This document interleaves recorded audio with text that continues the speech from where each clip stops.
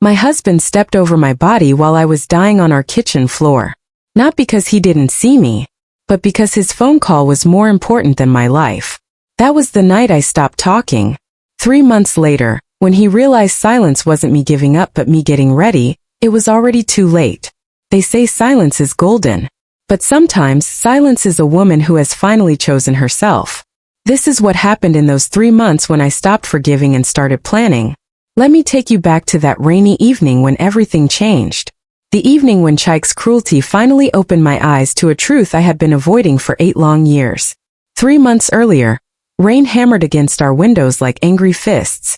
Thunder rolled across Legos, shaking the walls of our small flat. I stumbled into the kitchen after working a double shift at the hospital. My feet ached. My back screamed. My vision blurred from exhaustion. But I knew Chike would complain if there was no food waiting. So I dragged myself to the counter and began chopping vegetables. The kitchen was dark except for the dim light from the fridge. My hands trembled as I gripped the knife. My breath came short and shallow. I tried to hold onto the counter, but my fingers slipped. The room spun violently. Then everything went black as I collapsed onto the cold tiles. I heard the front door open. Chike's voice boomed through the flat. "Bro, the deal must close tonight. I no get time for stories." His footsteps approached the kitchen. I lay there on the floor, unable to move, barely breathing. Through half-closed eyes, I watched him enter. He saw me. Our eyes met for just a second. Then he stepped over my body like I was a bag of rubbish blocking his path. He opened the fridge, grabbed a bottle of water and walked back out. Still talking. Still laughing.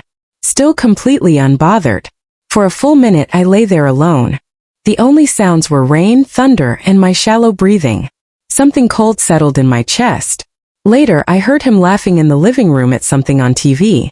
I woke up fully, still sprawled on those cold tiles. My body ached everywhere. Slowly I sat up, confused and dizzy. Then the memory crashed into me like a wave. He saw me. He stepped over me. He walked away. A strange calmness washed over me. Not anger. Not pain. Something quieter but far more dangerous. Awareness. Pure, clear awareness of what my marriage had become. I carried myself to our bedroom and lay down, but sleep wouldn't come. I stared at the ceiling for hours, watching shadows dance in the darkness. That night I didn't cry. I didn't pray. I didn't try to understand. I simply watched the truth I had been avoiding. Memories flooded my mind like water through broken walls. Our second year of marriage, Chike forgot my birthday completely. The next day he brought home a small cheap cake from a roadside shop. "Must you always exaggerate everything?" he said when I looked hurt. I swallowed my pain and smiled. I always smiled. Another memory surfaced. My promotion ceremony at the hospital. He promised to be there, even helped me choose my dress.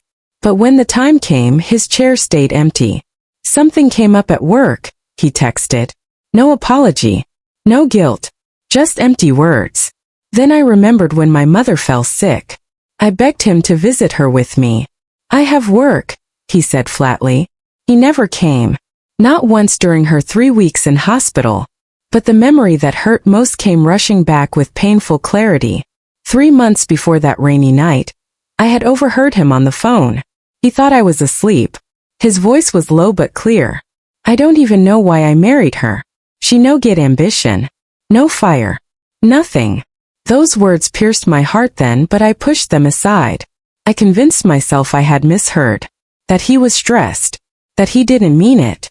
But lying there in the darkness, those words stabbed much deeper. Because now I understood. The kitchen incident wasn't the beginning of his cruelty. It was just the moment when I finally stopped lying to myself about who my husband really was. The next morning something shifted inside me. I woke up different. Not broken. Not angry. Just awake. Truly awake for the first time in years. I moved through the house quietly, preparing breakfast without my usual cheerfulness. Chike came out of the bedroom, yawning and scratching his stomach. "Good morning," I said softly. Nothing more. He looked at me strangely but said nothing. I didn't ask about his plans for the day. Didn't remind him about bills. Didn't try to make conversation. I just existed in the same space, silent and watching. He kept glancing at me nervously. "Why are you acting strange?" he finally asked. I smiled gently. Nothing is wrong. But behind that smile, something was gathering strength. Strength built from years of swallowed pain. Days passed in this new silence. Chike grew more uncomfortable with each passing hour. He was used to me chasing him, asking questions, trying to fix things. But now I simply observed. I watched how he came home late without explanation. How he smiled at his phone when he thought I wasn't looking. How he showered immediately after entering the house, even when he claimed he came from the office. I noticed everything now. My silence terrified him more than any argument ever had. Are you sure nothing is wrong? He kept asking. I'm fine, I kept answering. And I was fine. For the first time in 8 years I was seeing clearly. The fog of desperate love had finally lifted from my eyes. One afternoon while cleaning our bedroom, I found an envelope hidden under the wardrobe. It had fallen behind the drawer, probably by accident. My hands trembled as I pulled it out. Inside were bank statements I had never seen before. Withdrawals of large amounts with no explanation. A rent receipt for a property I didn't know we owned. Transfers to someone named Peace. Odd hotel receipts. Bank alerts showing money moved from our joint account without my knowledge. For years, Chike had called me the financially reckless one. He complained constantly about my spending, even though I only bought necessities. But here in my shaking hands was proof. He had been lying about everything. About money. About work. About where he went and who he saw. I sat on the floor, documents spread around me like evidence at a crime scene. My heart pounded, but my mind stayed clear. I took photos of every paper with my phone. Then I carefully placed everything back in the envelope exactly as I found it. I slid it back under the wardrobe. He couldn't know I had discovered his secrets.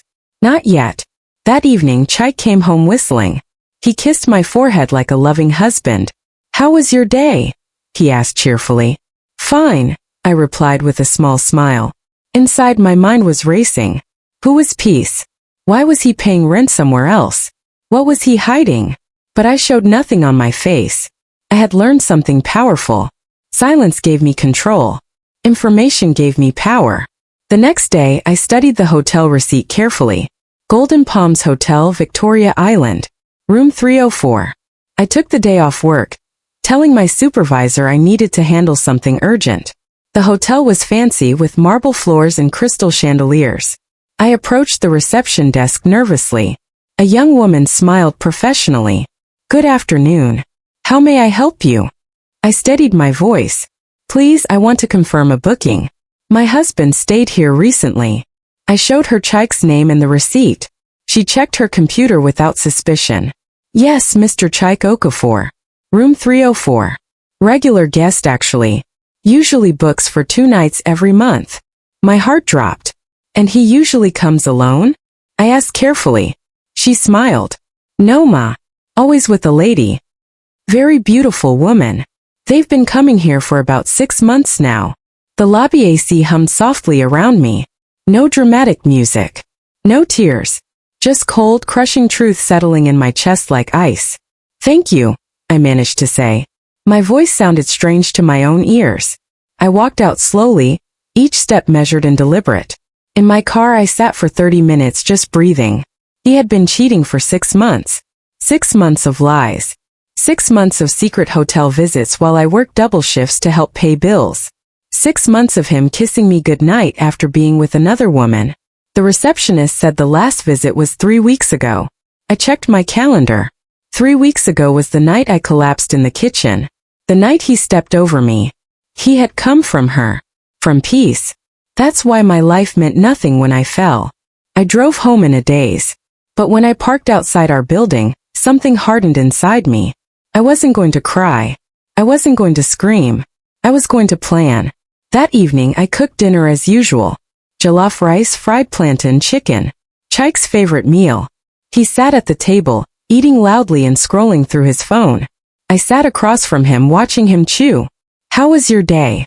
I asked calmly. Busy as always, he lied easily. Lots of meetings. I nodded, cutting my chicken into small pieces. Then without looking up I said quietly, how was your last trip to the hotel? His fork clattered onto his plate. The room went completely silent. He stared at me, eyes wide. What hotel? His voice cracked slightly. I wiped my mouth with a napkin, still not meeting his eyes. The same hotel you visited the night I collapsed in our kitchen. I took another bite of food, chewing slowly. Chike's face went pale, then red, then pale again. I don't know what you're talking about. He tried to sound angry, but fear leaked through every word. Golden Palms Hotel. Room 304. You in peace. Regular guests for 6 months. Now I looked at him directly. His mouth opened and closed like a fish drowning in air. Who told you that? It's a lie. Someone is trying to destroy our marriage. I stood up slowly, pushed my chair back carefully. Your lies no longer shock me, Chike. I'm only surprised at myself for forgiving them for so long. I walked away before he could respond. Behind me, I heard him calling my name. I didn't turn back. Chike changed overnight. Suddenly, he became the perfect husband. He woke up early to make breakfast, brought flowers home from work, complimented my appearance constantly. You look beautiful today, my wife. He smiled too much, talked too sweetly, tried too hard. I accepted it all with the same quiet smile. Thank you, I would say softly. Nothing more. He bought expensive gifts. New shoes. A handbag I never asked for. Gold earrings. Just because I love you, he claimed. I wore them and thanked him politely. But I felt nothing. His desperation was obvious. He thought gifts would erase what I knew. He thought kindness would make me forget. He thought I was stupid enough to believe this performance. Men always underestimate women they've broken. They forget we remember everything. 2 weeks into his good husband act, I overheard another phone call. He was in the bathroom thinking I couldn't hear. But our walls were thin. She dey behave anyhow, he said in a low voice, acting all quiet and strange. But she go soon calm down. I know her type. She no get the mind to leave. Where she want go? She needs me. He laughed. Actually laughed. Just give me small time. Once she calms down, everything goes back to normal. These women and their drama, I swear. I stood outside the bathroom door, my hand pressed against the wall for support. So that was his plan. Wait for me to calm down. Wait for me to forgive again like I always did. Wait for me to become comfortable in my suffering. This was the moment I realized Chike didn't think I could survive without him. He thought I was trapped. He thought I was weak. He was wrong. That same week, I started making quiet preparations. I opened a new bank account at a different branch, far from our usual one. I transferred small amounts of money each week, amounts too small for Chike to notice. I gathered all my important documents, my certificates, passport, birth certificate, marriage certificate. I packed them in a small bag and gave them to my friend Ngozi for safekeeping. What's happening? She asked, concerned. Just keeping things safe, I replied. She didn't push for more answers. I also started looking at apartments online. Small, affordable places far from our current neighborhood. Places where Chike would never think to look for me. I viewed 3 apartments, telling the landlords I needed time to think. But really I was planning. Carefully. Quietly. Patiently. One evening I told Chike I was visiting my sister for the weekend. Okay, no problem, he said, barely looking up from his phone. I could see relief on his face. Probably planning to spend that weekend with peace. I packed a small bag and left Friday evening. But I didn't go to my sister's house. I went to a small 1-bedroom apartment in Ikorodu I had viewed the previous week. The landlord, an elderly man named Papa Ibrahim, had kind eyes. You sure you want this one? He asked gently. It's small and far from town. I nodded firmly. It's perfect. I paid for 6 months up front with the money I had been saving secretly. He handed me the keys. I stood in that empty apartment, my first place in 8 years that belonged only to me. I cried then. Not from sadness. From relief. Over the next month I moved things slowly. Few clothes here. Some kitchen items there. Books. Personal belongings. Small things Chike wouldn't notice missing.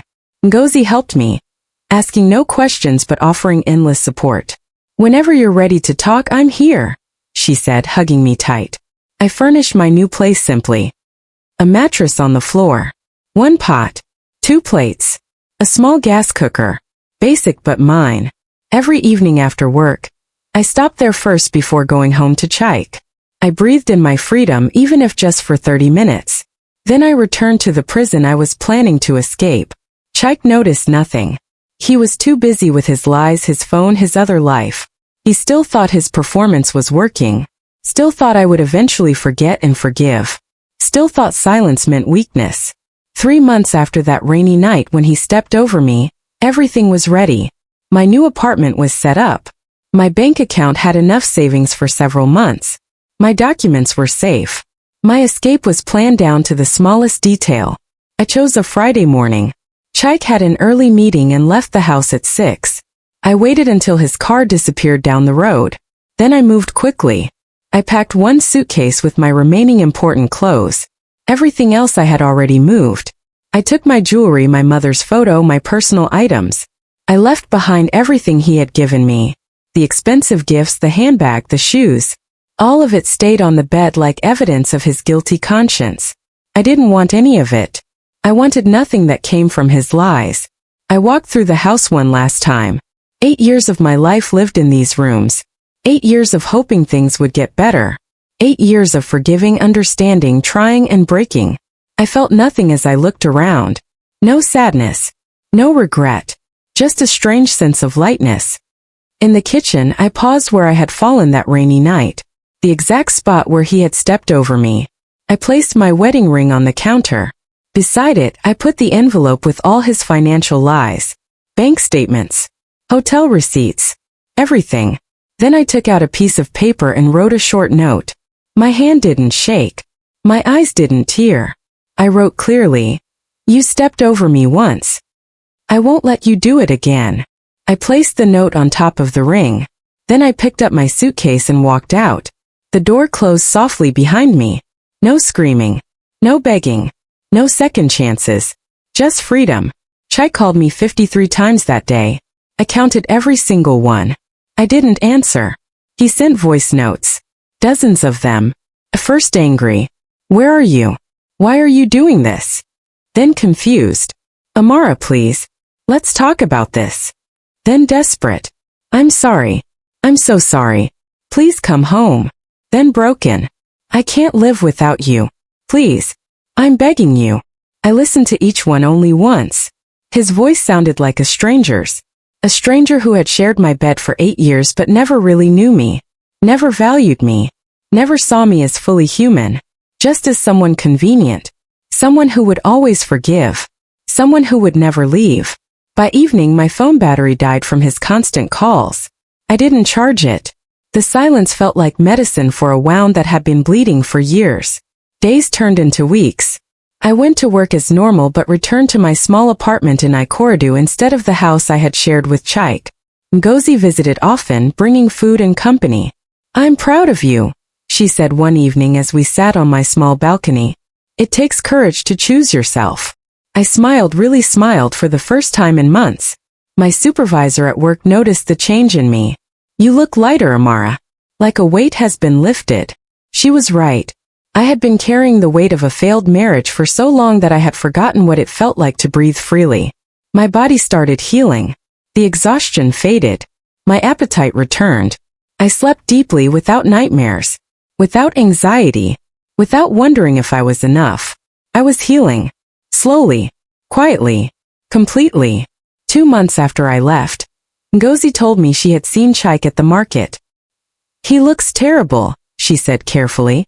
"Lost weight. Eyes red like he hasn't slept." I felt nothing. No satisfaction. No pity. Just nothing. She also told me his business was struggling. Apparently, peace had left him when she realized the money was running out. She was only there for what she could get, Ngozi said. Now he has nobody. I sipped my tea and watched the sunset from my balcony. Karma wasn't me. Karma was life itself showing people who they really were when the masks fell off. Chike had stepped over me when I was dying, thinking I was too weak to ever stand up for myself. He was wrong. The woman who collapsed on that kitchen floor had died. But the woman who stood up was stronger than he could ever imagine. Months later, I heard through mutual friends that Chike was telling people I had destroyed our marriage. That I abandoned him without reason. That I was the problem all along. I didn't correct anyone. I didn't defend myself. I didn't need to. People who knew me understood the truth. People who didn't know me didn't matter. I had learned something powerful during those 3 months of silence. Forgiveness is beautiful when given to people who truly regret their actions. But forgiveness becomes poison when poured into the hands of people who enjoy breaking you. I didn't stop forgiving because of one mistake. I stopped forgiving because I finally understood that some people don't change when you forgive them. They just get more comfortable hurting you. That rainy night when I fell to the floor, I didn't just collapse. I landed on the truth. And the day I stood up from it was the day I stopped forgiving and started living. My name is Amara. This is my story. And I am finally truly free.